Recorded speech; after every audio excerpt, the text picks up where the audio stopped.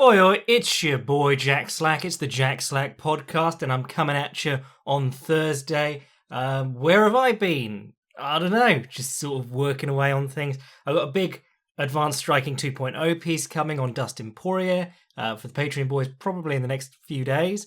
I did a Minoru Suzuki Filthy Casuals guide, which barely anyone watched, but it was a vanity project for me, so I enjoyed that. And just generally been bobbing along. It's not too bad here. Like last week I was having to defrost the windscreen of my car. This week it's suddenly spring. We're apparently getting out by June, so fingers crossed. And not too bad. Meanwhile in MMA, it's all heavyweights all the time. And the girl's got an arse like I've never seen. Alexandra Albo has been cut. That's the main news of this week, which was tragic, but slightly expected, because she's not been fighting great, and she never really was that great, and she basically got into the UFC on her Instagram following anyway. But we can always remember her for that time that Loma Lookboonmee kicked her ass, and she grabbed a hold of the string vest, which women still wear for some reason, even under the Reebok sponsorship. With the uniforms, they're still out there in stringers, which, kind of unfair that the men can't wear them, because if you've hung out in gyms enough, you know that men are much tougher if they wear stringers. The other thing this week was that MMA Twitter was once again going over the meaning of the swastika, because Fine Eyes Global let a guy with the Nazi swastika, it's not like a Buddhist swastika, it's not a Celtic swastika, it's the swastika on the angle, along with a load of other white supremacist tattoos on, fight for them, and loads of people in the comments are like, hang on, there's a lot of reasons you could have a swastika tattooed on yourself. There are only two reasons you can have a swastika tattooed on yourself in this day and age. One, you're a Nazi or something Nazi affiliated, Nazi adjacent, let's say. Or two, you like the symbol so much that you don't mind having the conversation about whether you're a Nazi every time someone sees it. And then Jamie Varner put out a legendary tweet, which was incredible. It was, I searched Google for do pedophiles dress up as drag queens? And there were no results. Google is hiding something from me, which was just amazing. An amazing train of thought. Like it turned out he wanted to prove that pedophiles were dressing in drag to go in women's bathrooms or something like that, and that's why you can't have gender-neutral bathrooms, which would defeat the point, because then if you're good enough at passing, then you'd still be able to go in and do... it was a really stupid train of thought. It was just the hilarious fact that he outed himself as Googling, do pedophiles dress up as drag queens? So that was all that was going on this week for me, and in the MMA community generally. But we had some fights last weekend which were meh, and we got some fights this weekend which are eh. So we'll start with this weekend's fights, because that's what I'm currently excited about, have been thinking about, have watched a couple of fights to amp myself up for. And of course, that main event, Cyril Gane is my boy, and has been since his TKO days. I saw him on either Caposa's newsfeed or someone else like that, but I said that with disgust. My friend Caposa, Grabaka Hitman. I saw it on his feed or someone else's, but just like back in the TKO days, I saw this big lad bouncing around, doing the long karate stance and the bouncy footwork and the stance switching, and I was like, ooh, I'll have me some of that. And I did, and then the UFC very quickly signed him, because, sometimes you see someone and you go, ooh, they've got potential, and you feel like no one else is seeing it. But this one was pretty obvious. The UFC jumped on him almost immediately. And he's had, 4 fights, maybe 5 fights in the UFC now. Just beat Junior Dos Santos. As wins go, Junior Dos Santos at this point is a little bit sus. He's declined a very long way, and he's not really... he's not doing anything different. He's not like attempting takedowns. He's not pinning people. His mentor, Antonio Rodrigo Nogueira, he had a very steep decline, but he did try and do new things. Like he was using the underhook pin. He was slowing fights down along the fence, using his elbows, something that he was never allowed to use in Pride. And he was trying to make the fights more grindy because he'd slowed down so much. Whereas JDS seems to go out there and be like, well, I've still got KO power in my hands. I just have to try and hit him first. And in fact, both these guys' last win is over Junior Dos Santos. Both of them knocked him out exactly as they were supposed to. But that Junior Dos Santos fight was interesting for Gane because it was basically he had a full year of cancellations. They booked him against like three different people, and he's all of them fell through. Shamil Abdimura, whatever his name is, I can never say it, Sergey Pavlovich, Ante Delija, who I've never heard of, so I presume that was a replacement, and that still fell through. Oh no, contract issues, it says here on Tapology. But yeah, it was almost impossible to get him in the ring through 2020, and then he managed to fight in December. And now we can resume being hyped for him. I wrote a Patreon boy piece a little while ago called Cyril Gane, Switch Hitting for the Larger Gentleman. And honestly, like that, you could go read it. You should go read it, actually. It's all right.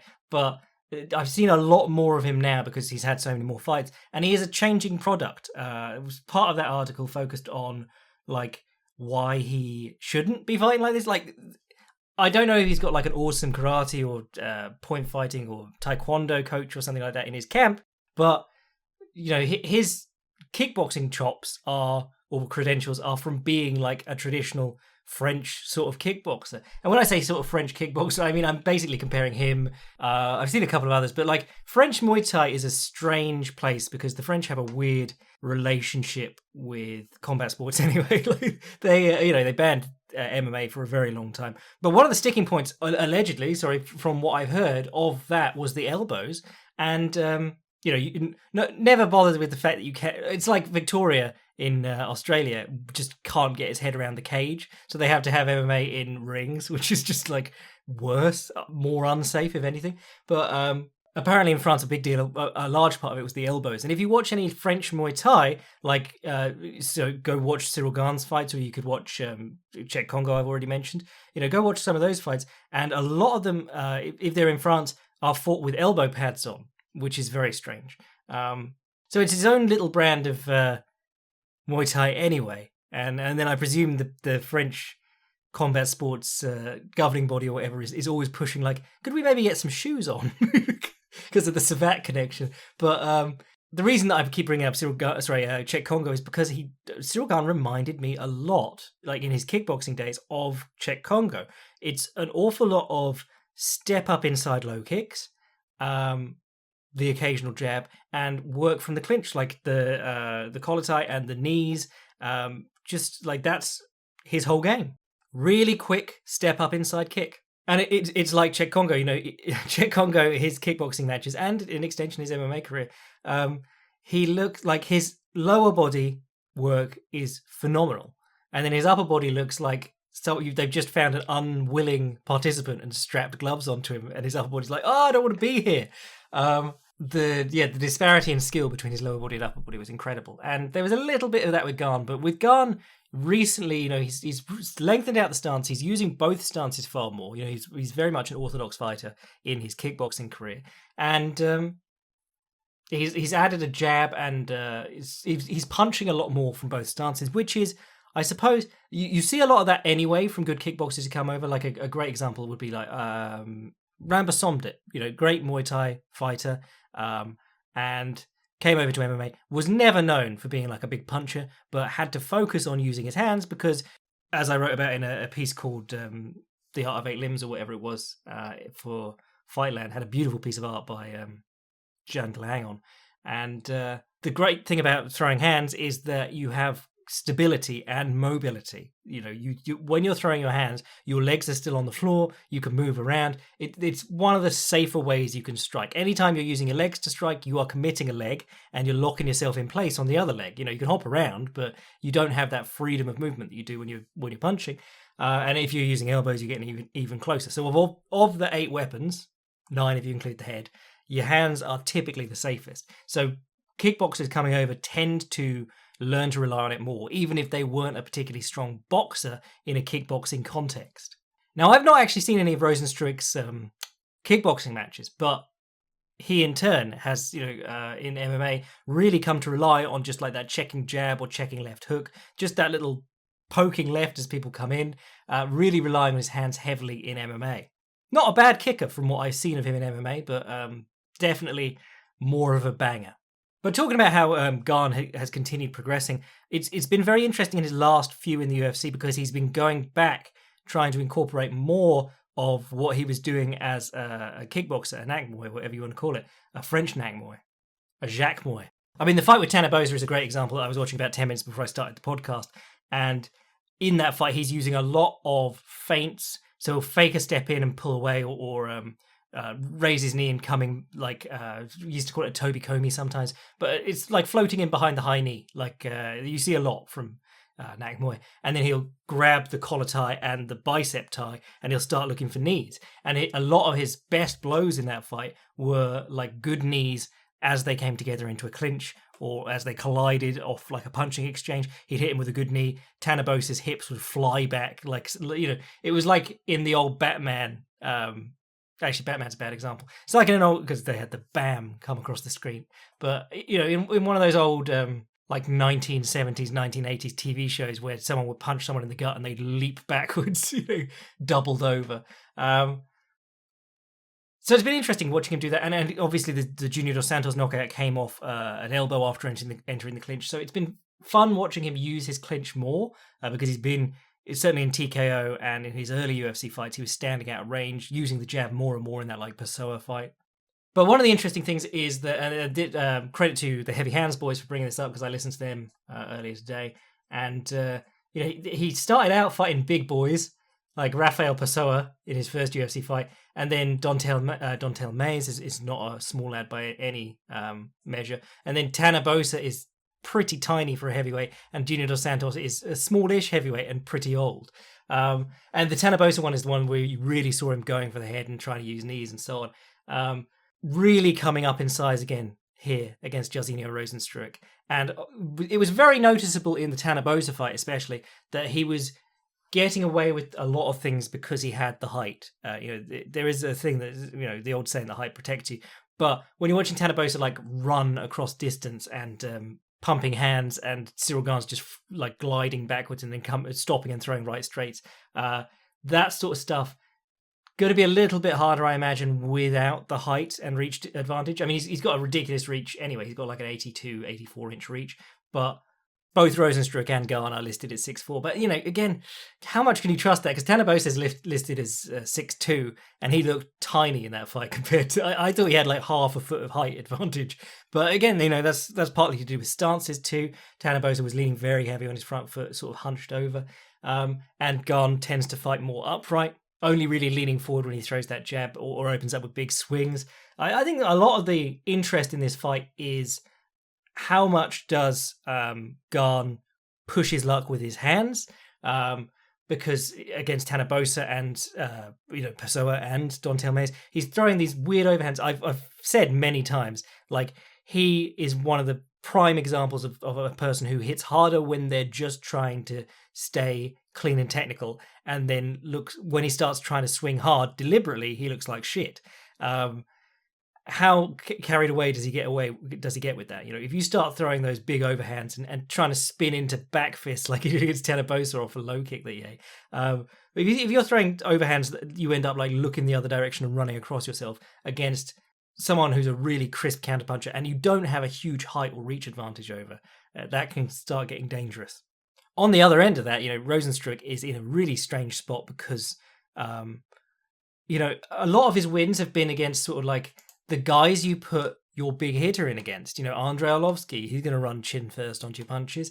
Alistair Overeem. But then the Overeem one is the one we all remember because he looked like garbage. You know, having seen his other fights, I know that he's a decent fighter, but if you only saw the Overeem fight, you would think he was a bum. Like, aside from if the ref had let that fight go on a couple more seconds, if he just said you got to hit him on the ground, he lost that fight. It's just it was about I said it the other week, but it's about the least impressive way you could win a fight possible, with the exception of like Diego Sanchez versus Michel Pereira. You know, getting your ass kicked for 2 rounds and then the other guy getting DQ'd. That it honestly one of the most strange wins ever. But the way that Overeem shut him down was just going southpaw and covering his lead hand, and Rozenstruik had nothing. He couldn't do anything. It's very strange because Overeem was just pumping the odd left straight and fighting very awkwardly. And when I say awkwardly, I don't mean like he was making it awkward for Rozenstruik, which he was. I mean, he was fighting awkwardly as in like he didn't look like he knew what he was going to do. So I'm quite interested because Gane's been falling in love with his jab and his straight hitting, his combinations, and his glide back counters with his hands.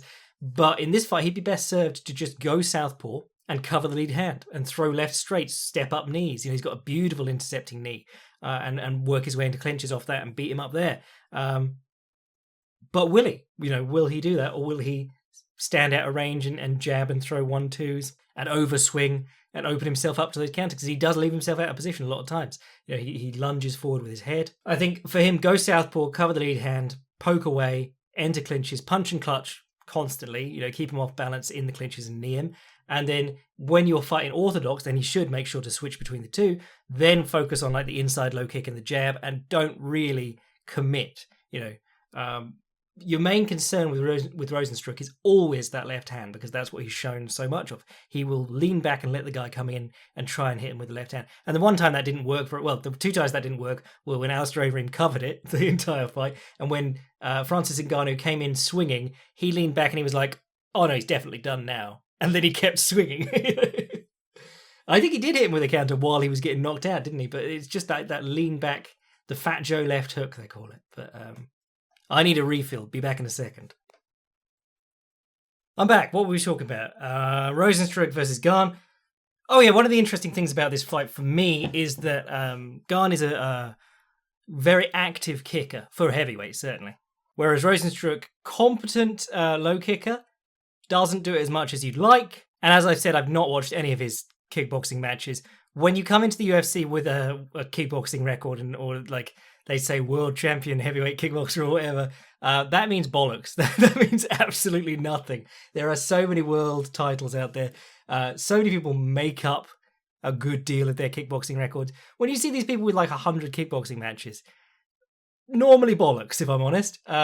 But what I do like about, or what I have seen of Rozenstruik dealing with kicks, I really liked. Like Overeem through a couple, because obviously fought southpaw for most of that fight. One of his best moves off southpaw has just been punting in the left body kick or left high kick really hard. And, he used that wonderfully against Tyron Spong and Gökhan Saki in kickboxing. And both of those are very accomplished kickboxers. But Rozenstruik was doing a great job of catching it or parrying it across, being sticky, as we like to say. When the opponent throws the kick, it's probably going to collide with your arms and your guard if they've thrown it and they're close enough. So you either reach across and parry it, as in like, so say you're taking a kick on your right side, left hand comes across, sweeps it down, and you enter back behind it, like Jorge Masvidal on Donald Cerrone, or you come underneath and catch it, the old... Sanshai does that a lot, and Kung Lee used to do it all the time. It's a Sanshao style catch, but you also see it a lot in Muay Thai.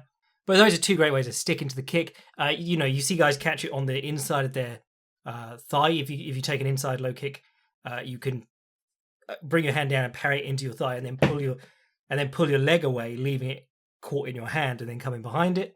And Tanabosa actually did that to Cyril Gane, because Gane really likes to use the inside low kick, like I said, and that's a great kick because it's hard to stick to, but you still can, which is quite cool. But Rozenstruik against Overeem was very good at catching the kick, sticking to it, and coming back with counters, and often counter low kicks of his own. And I'm very interested to see how that works here. The other one, of course, is that you see Gane bounce back and then come back with like a right straight or a left straight, whatever stance he's in, the rear hand. He bounces back, lets the opponent come forward, and then stops and punches the intercepting counter, but always with that like glide back first. And when you're fighting like a Tanabosa who's going to run over distance, that works really well. And again, this is another thing about height. Like if the guy is at a good height or reach disadvantage, he's gonna, or he probably will, overcommit and take a couple of steps with it. But what Tanabosa had good success with was when he didn't punch, when he came in and Gane slid back to counter, and instead of just running straight in onto the counters, he low kicked him instead. Bosa low kicked Gane, and he was because he's in the long stance and he's gliding back. The lead leg is really susceptible to being kicked out. He hit it from the outside and the inside, both in that fight, and both times knocked him out of his stance in the process. And that's when you can come in swinging and hopefully knock him out, or at least get good position, back body lock, something like that. But those are the ones you want to look for. And this is something that's true against Israel Adesanya too. When you watch him against Robert Whittaker, pulling his head back, almost untouchable. And he did the same against Paulo Costa. And it's because these guys are focusing on his head. The last thing to leave range is his lead foot. And that's the thing you want to get to. Of course, you have to convince him you're going to hit him in the head first, or you're going to chase his head first. And that's the interesting part of this Rozenstruik-Gane matchup. I think Rozenstruik could have good success getting Gane to give ground and then kicking his lead leg, but Rozenstruik is almost entirely a counterpuncher in most of his fights. He really doesn't like leading at all. So how do you convince the guy that you're going to come forward without ever really doing it? It's not maybe once or twice you can show him a fake coming forward and then kick him in the leg. But the reason that Tanabosa was able to do it was because he had been running forward onto the counters. So you do have to commit a bit to actually reap the benefits of that. I think this is a really intriguing fight, and it's again, as the Heavy Hands boys pointed out, it's one of the best technical striking heavyweight fights that you could ask for. Doesn't get much better than this. Both these guys have come off fights with JDS, and if you said them now versus JDS back around the time of the first Kane fight, that's a banging fight, however you look at it. But JDS is so far gone at this point, and he's not doing anything to really bring it back round. But we're going to talk about him in a minute, because we're going to talk about Derrick Lewis and Curtis Blades. But whatever the case, this is a fun fucking matchup. I'm very intrigued, because you've got a guy who's sort of statuesque, almost stoic, refuses to do anything until he wants to counter. And very rarely gives you anything to work with either. And then you've got a guy who uses a lot of movement and bouncing around and stance switching and trying to confuse you and make you overcommit and poke at you while you're doing it.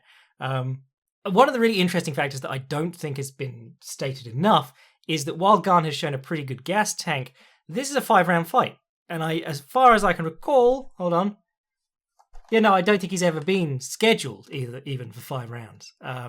Actually, he might have been scheduled for 5 rounds in one of those TKO title matches. But, he blew those guys out of the water very early on, which was quite impressive in the second one he had in TKO, because he was against a 7-0 guy as a 1-0 amateur. Hard to get guys to 7-0 if they're bums. So he just blew that dude out of the water pretty impressively. And then he fought Roger Souza, who was 8-1 when he was 2-0, so that's quite cool too. And again, TKO heavyweight title on the line, scheduled for 5 rounds, but again, only went 1 round. What I'm saying is you haven't seen him go the or go into the 4th and 5th round, and that's quite interesting, because even in those ones where he was just mopping up early on, he had the very bouncy style, and then he came down off his toes afterward. After a little while, he just went, okay, now I'm going to stand still a little bit now. You saw it against Tanabosa. He was working from orthodox for most of the 1st and 2nd round, then switches to southpaw, and he's fighting a lot heavier on his feet, and that can be a conscious tactical decision. He might have just decided, okay, I'm going into clinches now, I'll fight a little bit slower, a bit heavier, but you do notice him come down off the balls of his feet as the rounds progress. And I think that's going to be very interesting in what could be a 5-round fight. It's the same thing that Machida has. It's the same thing that you would probably see with Kyoji Horiguchi in the 5th round of a title fight, if he weren't just banging people out immediately. You saw it from Kyoji, who is in amazing condition, against Tenshin Nasukawa. That bouncy footwork, exploding style works so well in the early going, and he gave Tenshin Nasukawa something to think about. But partly because you don't see that style a lot in kickboxing.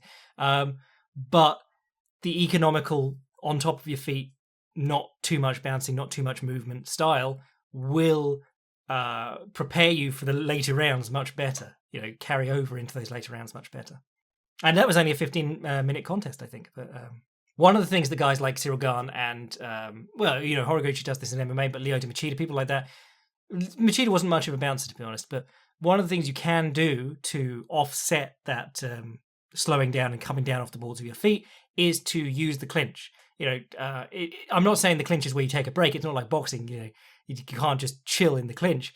You're fighting, but you're fighting in a different aspect. You're coming down off the balls of your feet. You're working from a flat-footed position. You give your calves some fucking rest.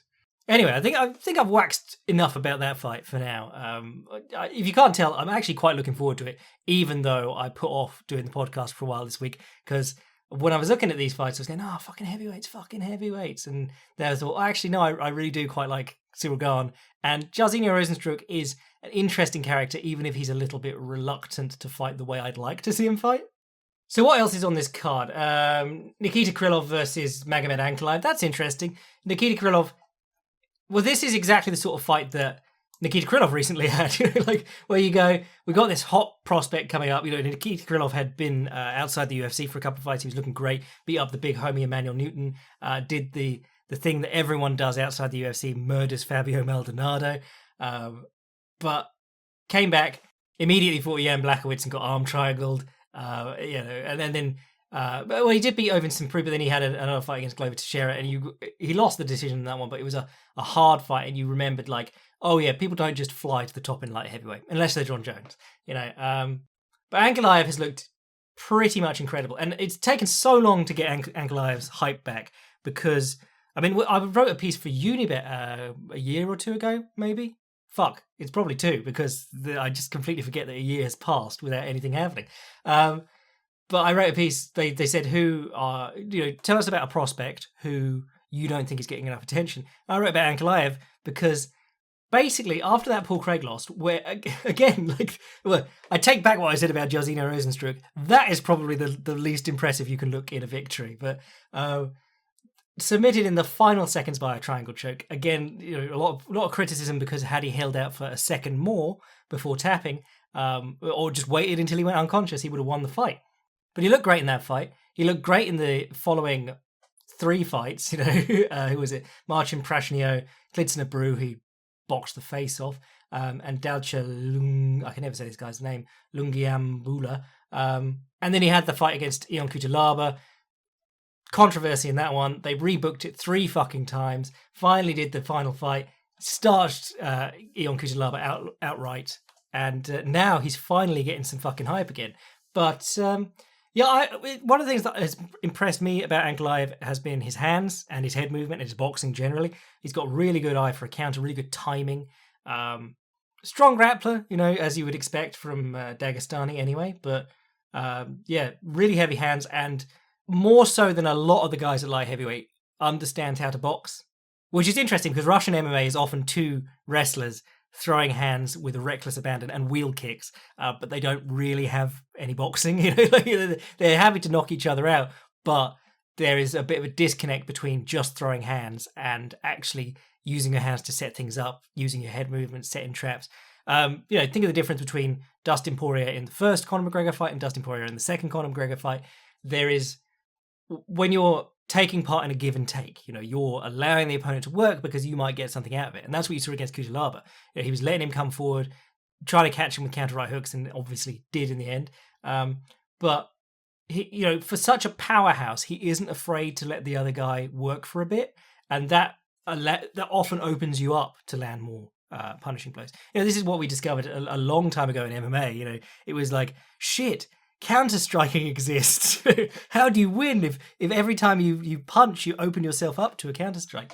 And Anclive has now, the good strikers in MMA now are people who can go forward, make stuff happen, and then counter as the opponent comes back, or go forward, back off a little bit, and then counter the opponent as they come forward. And I've seen some of that from Anclive, which is always promising. Nikita Krillov is more just a wacky light heavyweight character, lots of kicks. I think he's an ex-Kyokushin or Seito Keiken guy or whatever it is, but he's always had really good high kicks, really good body kicks. His grappling has always been a work in progress. From a grappling perspective, he's always been more of like a fun, scrambly, attack guy than a purposeful, get the right position sort of guy.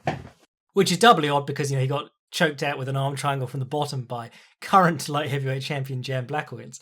Man, I was just remembering how impressed I was by him against Ovin Simprou, and I remembered the Glover Teixeira fight was pretty decent. And then I remembered that his last fight was against Johnny Walker, and it was an absolute abortion. They both just gassed out hard.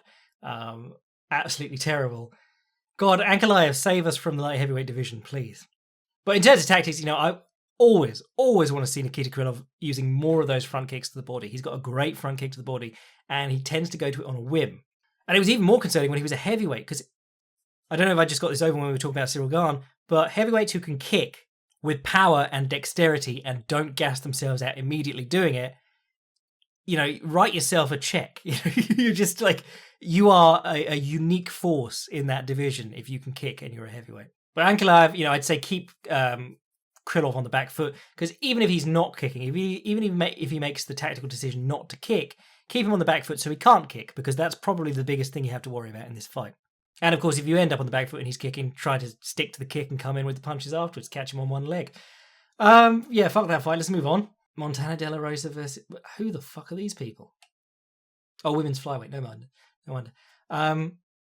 Alex Caceres is back versus Kevin Croom. That could be fun. Not fun enough to write about. Alexander Hernandez versus Tiago Moises. That's an interesting one. Moises has been interesting lately, and Hernandez just got another win in the bag, didn't he? Who was that against? Oh, yeah, he knocked out Chris Grutzmacher. But Grutzmacher had been out for like 3 years. It was a strange one. But before they got knocked out by Drew Dober. Yeah, Alexander Hernandez is an interesting character. Really, what his style suffers from is that there's a lot of movement, but the attacks are always on a straight line and the same thing. If you're not confused by the movement and you're waiting to intercept him with a counter or whatever, he will probably just run onto it. Like Donald Cerrone just used the intercepting knee over and over and over because Hernandez would bounce around and then just run straight onto it. Angie Hill's back against Ashley Yoder. Fun fight. Alex Oliveira's here. He's fighting Ramzan Kuramagomedov. He's like Habib, but he's got bleached hair and it's upright. I don't know who this is, but he's 8-0. He's number 28th ranked in the United States for some reason. And fun. If you've got an interesting newcomer, put him in against Alex Oliveira, and he'll have to get over his octagon jitters against a madman who's going to cheat his arse off the entire time. Alexis Davis is back. Fucking hell, what's she still doing here? Alonzo Merrifield's around. Cool. And then Dustin Jacoby in the very first prelim. He looked fun in his last one. He went to glory a while ago and then came back and started low-kicking people in the calf and found out that MMA fighters hate that still, or now even more than ever. But then the other interesting one is Pedro Enos versus Jim Rivera. And I was watching this one just before the podcast too. And I've joked about Pedro Enos being the slowest man at bantamweight before, but I think his main problem is he can land a good counterpunch, but he only ever throws one at a time. Like if you watch the first fight with Jimmy Rivera, he'll cover up. Jimmy Rivera will throw 3 or 4 punches against his guard with 1 or 2 sneaking through. And then Munoz will try and throw back a big punch and Rivera will be out of the way, or maybe he'll get hit by it, but he's just hit him 2-3 times for that. It's Munoz is a very low activity fighter for well, he's not even low activity because he throws a lot of kicks. He's got a good gas tank. If you can kick dozens of times around, front kicks, low kicks, things like that, you have a decent gas tank. And if you watch him grappling, he can really go too. So it's just getting him to throw more than one. Like he has a good jab too, by which I mean jab as well, because what I'm about to say is like it never flows into a 2 or anything like that. It just is jab, and then that's it. Like it never jab, dip, overhand, or jab, dip, get in, body shot, or jab, left hook, or jab, right, straight, left hook. There's never anything after it.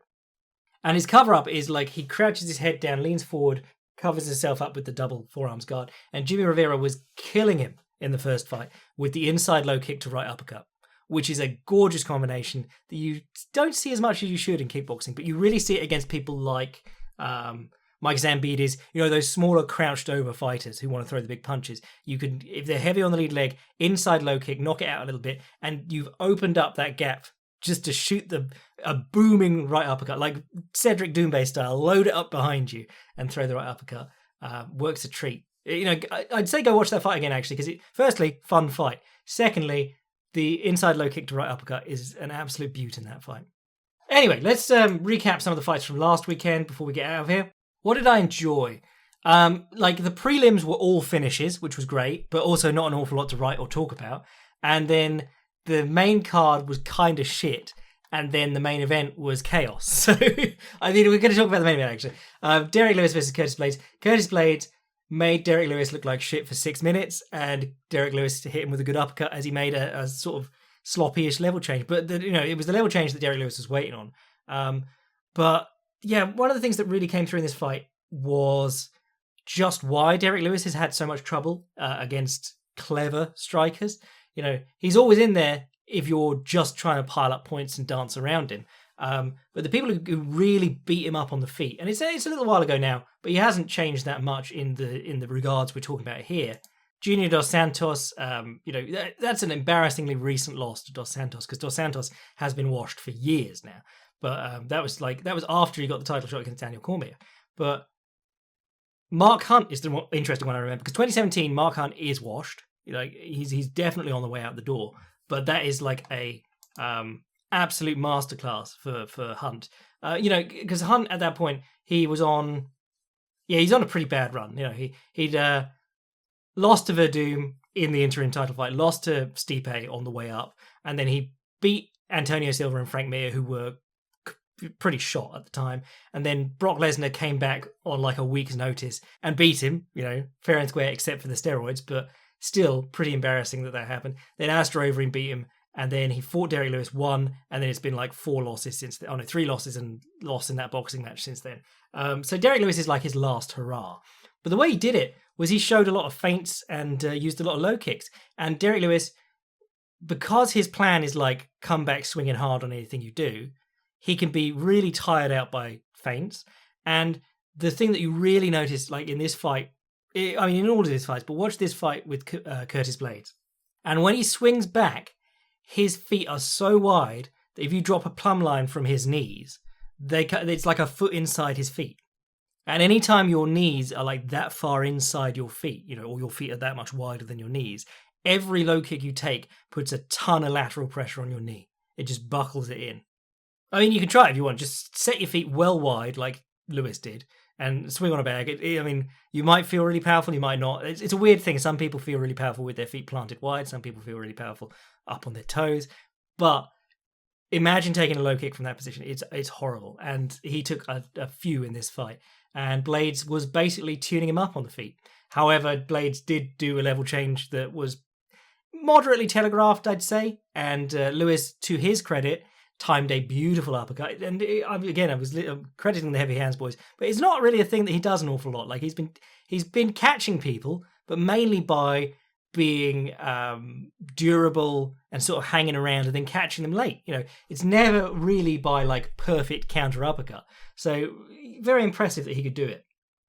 Rough for Blades, obviously, because he was putting on a great performance, and the criticism is like you stopped standing and banging. The thing about Curtis Blades that we've always said is like, well, as long as he doesn't stand and bang, as long as he remembers he's a wrestler. But it was remembering that he was a wrestler got him caught in this fight, because the guy was just waiting on that. I think, obviously hindsight now, but I think if you're dealing with someone like Derrick Lewis, or someone anyway who's just going to load up an uppercut or a flying knee or something like that, and your plan is to tire them out, maybe stick to upper body entries, just the short level change with the head into the chest, things like that. If you're working well on the feet already, I think that's always a better option against someone that powerful in their counter striking, or if they are making it clear. Because he did load up an uppercut in round 1 when Blades looked to be level changing, and then use the lower body takedowns later in the fight.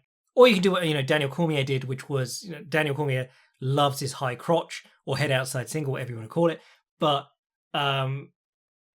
it's an interesting one, because in grappling and in MMA until recently, it used to be like, don't do that, you're giving up the guillotine for free. But he does it. Jake Shields used to do it all the time. That's probably like the forefather of that in MMA. But Cormier had an amazing high crotch from wrestling anyway. And then you watch Abdulmanap Nurmagomedov, like his seminars that he gives. It's always him talking about how like, yeah, you're giving up the guillotine if you go for the head outside single, but you are taking your head away from the uppercut and the flying knee. And if you watch like the opening flying knee that McGregor tries against Khabib, he immediately starts trying for the head outside single. Because if you level change head on, the uppercut is more of a risk. If you level change like by bending at the waist and leaning outside their lead leg and just pulling it up towards you, like Daniel Cormier does, not really a lot of punches they can hit you with down there, which is weird because it feels like such a bad way to go for a shot. You watch Daniel Cormier against Derrick Lewis or Rumble, where he does like the snatch single to pull it up into the head outside single. It looks like a really sloppy technique, but then you realize that he's not putting any force into his opponent, as in like he's not diving onto anything. He's pulling their leg towards him, and his head is offline of their uppercut and of their rear knee, which are the really horrible ones that you don't want to run into. Shout out to the Filthy Casuals Guide to Minoru Suzuki. Go and watch that because he gets kneed in the head by Semi Schilt during a takedown attempt. One of the nastiest ones you'll ever see because Semi Schilt is like 2 feet taller than him. But anyway, what else was good on this card? Well, not an awful lot. Yana Kudiskai versus Ketlin Vieira didn't give a shit. Derek Minner versus Charles Rosa was pretty interesting. Chris Dukas versus Alexei Olenek. People keep going like, what? What about Olenek versus so-and-so?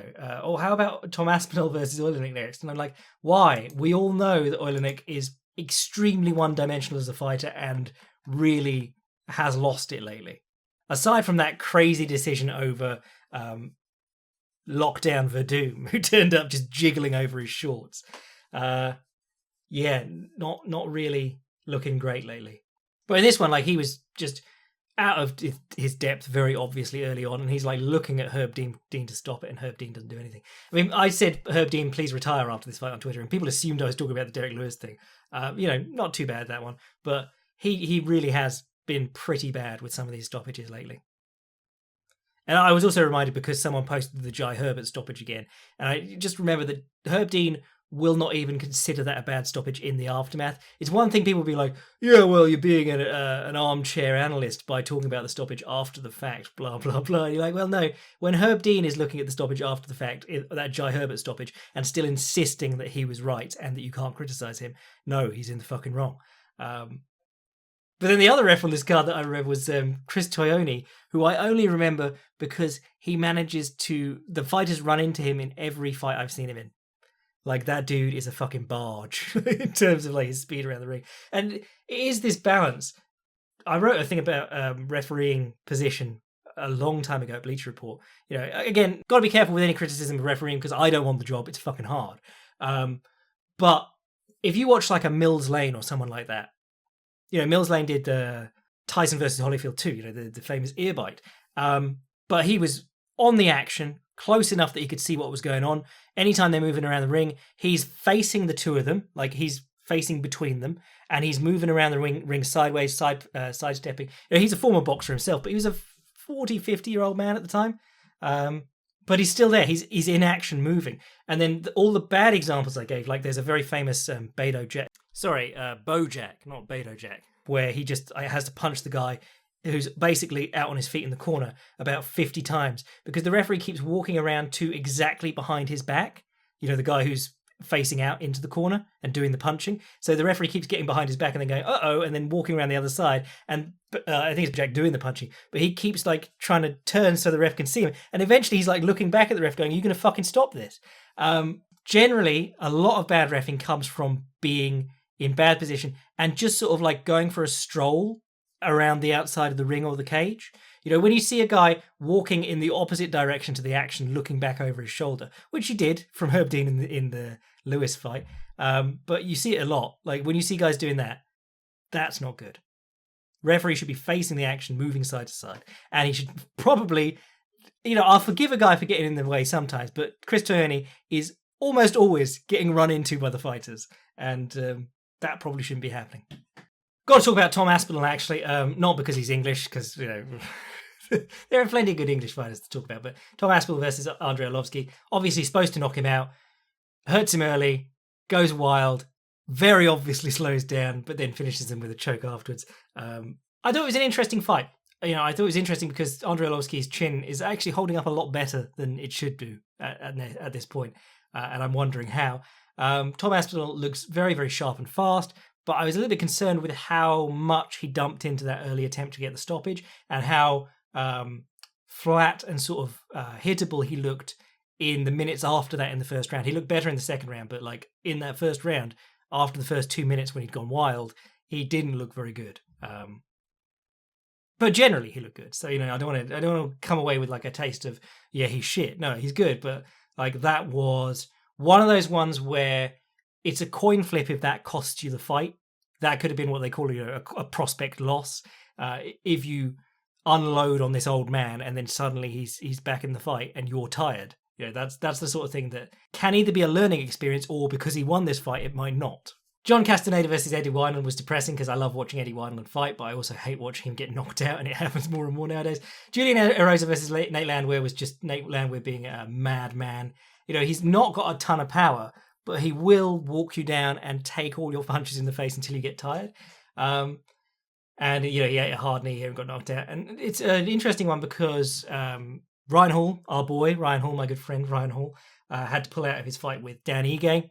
And a couple of years ago, it was like Ryan Hall just couldn't get a fight against a good opponent. And you were going, yeah, well, he probably deserves one. But now we're at the point where, Nate Landwehr has beaten Ryan Hall's last opponent more recently than Ryan Hall did.